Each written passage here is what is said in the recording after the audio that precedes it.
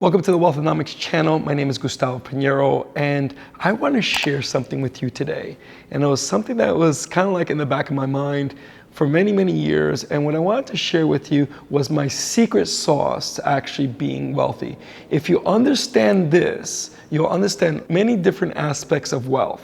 The first thing is this, is that wealth equals money. And that's not necessarily true. So what I want you to understand is that there's actually a wealth wheel. And understanding this wealth wheel will tell you and could determine how not only successful you are, but how fulfilled you'll feel in your life. So I'm going to teach you something that I teach all my students, my family members, and whoever will listen. I'm going to teach you today the wealth wheel. And if you look to my right, you're going to see this wheel, and it actually spells out richest, R-I-C-H-E-S-T. And we're going to go one by one just so you can understand what it means to have wealth in all these areas. And at the end, you're going to be able to fill out your own, and I will show you mine. The first one is wealth of relationships. When we start talking about wealth of relationships, we're talking about those intimate relationships, those relationships with friends and family, even your partner, and the importance of having those relationships cultivate and thrive in your life. The important things is, especially when you're talking about intimate relationships with your partner, the right partner can directly affect your second aspect of the wealth wheel, which is your income. So wealth of income, which we already know, so we can kind of glide by that part. But wealth of income is what we've been taught to focus in on a lot of times. We'll spend our time and our energy to go and chase after money and work hard, but we haven't looked at all the other aspects. This third aspect is wealth of community. And when we're talking about wealth of community, we start understanding the difference that we can make in our community. And sometimes we're talking about community, we're not necessarily talking about money, we're talking about even sometimes just your time, your input, your intelligence, all those things that you can give into your community to make a difference, to be a big brother, a big sister for those people that are helping, to help those elderly, that may need somebody to do some grocery shopping. And here's the thing, what a lot of people fail to realize when we're talking about wealth of community, it's also being able to have a community that could be the backbone for your trials and tribulations in your own life. So a community that you can actually lean upon, that can help make a difference in your life as well. So it's not just a one-way street. When we're talking about wealth of community, it's a place where you can give and make a difference in the community, but it also is where the community could give back to you and make a difference in your life. So the fourth one that we want to talk about is wealth of health. And this one's very dear to me. Being a 2-time cancer survivor, I've lived this direct head on. I had to learn to understand the importance of my health, because if I didn't, I wouldn't survive.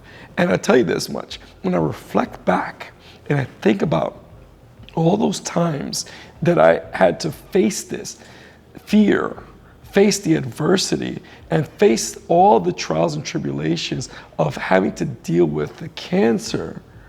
And if I had a choice between giving up my money or getting my health back, I always would have chose getting my health back, because with my health back, I could make the money again. But so many times, there's an old saying that goes, you waste your health to gain your financial wealth, and then you waste your financial wealth to gain your health back. And so when you're talking about creating a world with everything being the same, you want to make sure that that is balanced out. So wealth of health is very important. When we're speaking about wealth of education, which is the E on the list, the fifth one, is making sure that you educate yourself. So let's take it back for a second, right? What do I mean by that? So when I was talking to you about my first deal a couple of videos back, and when I was telling you about how successful I was in real estate, well, I didn't start there. I had to get educated. I had to become disciplined. I had to understand what was the outcome I was looking to achieve and what was the problem that I was trying to solve. And without enough education doing my research, I needed that. So the next one that we're going to talk about is wealth of spirituality. Now, this is where you connect your spirit to the divine. Now, I'm not here to argue who's right, what's right in terms of religion. Whatever that is that's meaningful to you and what's important, how you connect with your own divinity. That is the most important part. Whether that be by prayer, whether that be meditating, whether that be doing certain things, whether that just be putting some music on or going to church, whatever that is for you, make sure you connect with your spirit to understand that you are connecting with your purpose. And finally, when we're talking about this is kind of like the summation. When you have all those other aspects, and if you remember the diagram that we had to the right, the diagram showed the different aspects and how fulfilled you feel in each area. The final aspect of this, and probably the most important, because this is the one that's most tangible, is wealth of time. Because it's the only commodity that we have that we can never get again. Once you spent that time, once you've lost that time, you can never get it back again.